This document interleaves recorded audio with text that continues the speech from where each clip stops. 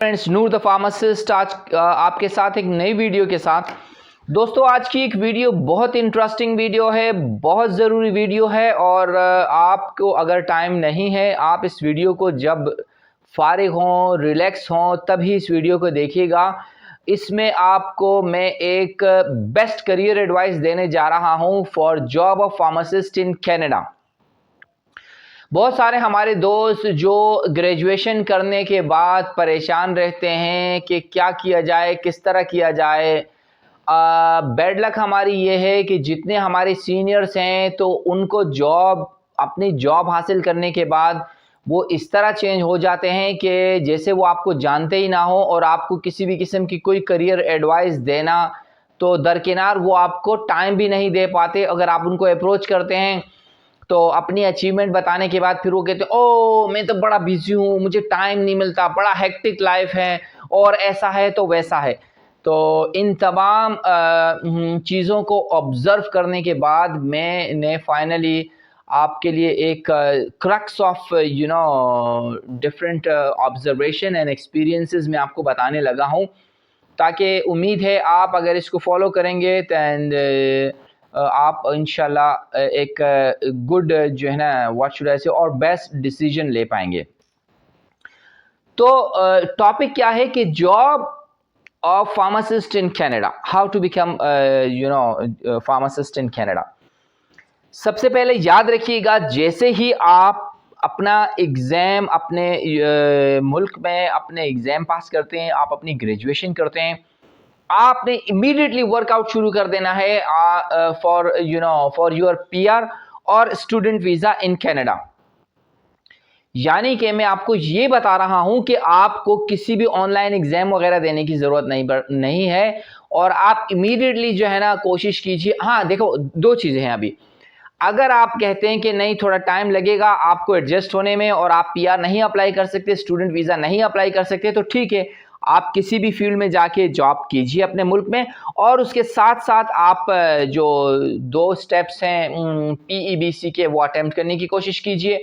और वो अटेम्प्ट करने के बाद जब हम एग्ज़ाम एमसीक्यूज़ की बात करते हैं तो एमसीक्यूज़ जो है वो आप कर सकते हैं अपने मुल्क में रहते हुए और आप डॉक्यूमेंट इवेल्युएशन कर सकते हैं।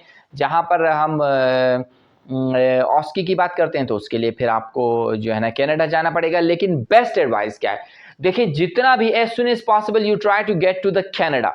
वंस आप कनाडा में जाते हैं, आप कनाडा पहुंच जाते हैं, तो उसके बाद आपने क्या करना है, आपने जॉब सर्च भी शुरू कर देनी है।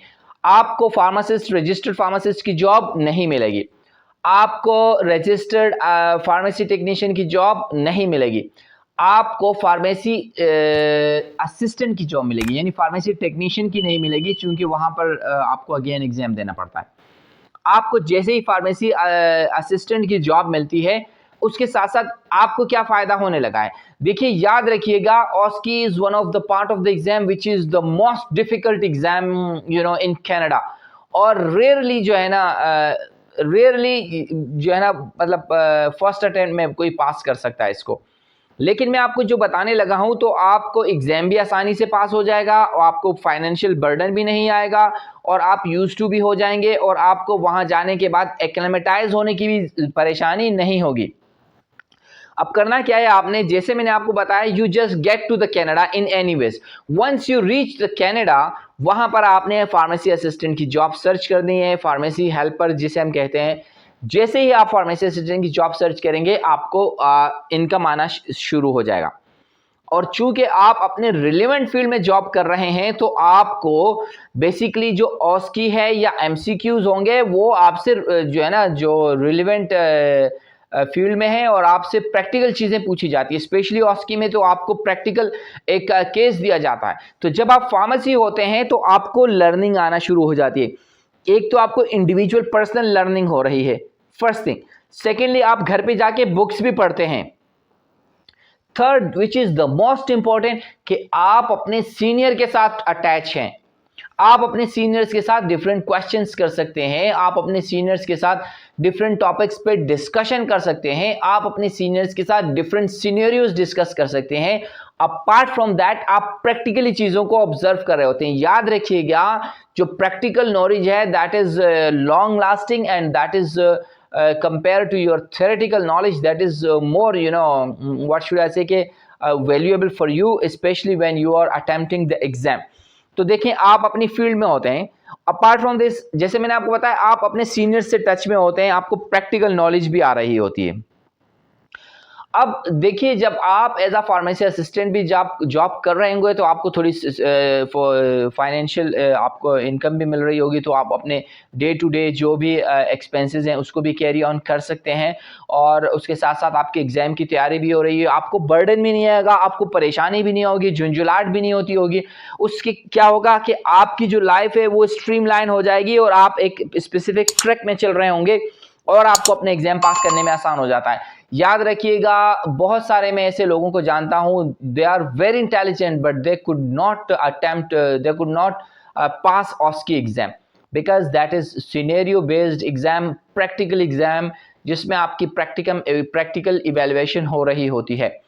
तो विच इज वाई मैं आपको दोबारा से शॉर्ट कर देता हूं कि आप अगर फार्मासिस्ट हैं, आपने अपनी HEC रिकग्नाइज डिग्री की है, आप कोशिश करें जल्द से जल्द कनाडा के लिए कोशिश करें कि once you get to the Canada, अगर जब आपको कनाडा पहुंचते हैं तो उसके साथ साथ आप फार्मेसी असिस्टेंट की जॉब के लिए कोशिश करेंगे, और आपकी कोशिश होगी कि आपको फार्मेसी असिस्टेंट ही की जॉब करनी है।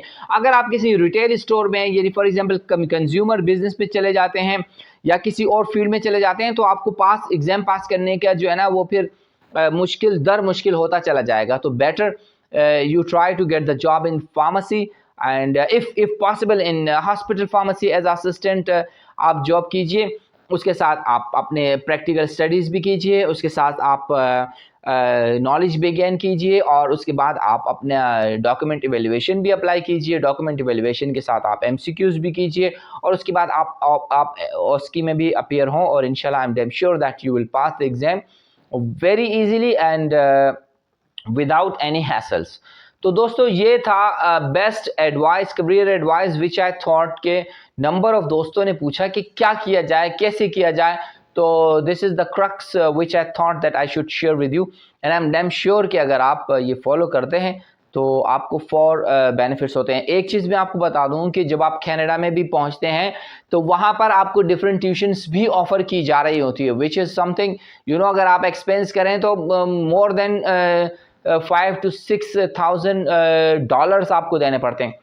तो कोई ज़रूरत नहीं किसी ट्यूशन लेने की, बस आप जॉब सर्च कीजिए, पैसे भी आपको आ रहे हैं, प्रैक्टिकल नॉलेज भी आपको मिल रही है, आप एग्जाम की तैयारी भी कर रहे हैं, and with short span of time you will be a registered pharmacist in Canada, and you will be getting all the benefits which a registered pharmacist is getting.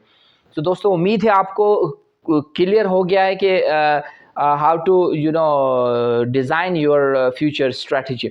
So still, if you have any question, please do comments and write in the comment box, and I will try to come up with the solution. And thank you so much for watching the video, and please do share with your friends who are fresh and want to move to Canada. So until my next video, take very much care of yourself. Thank you so much. Bye bye.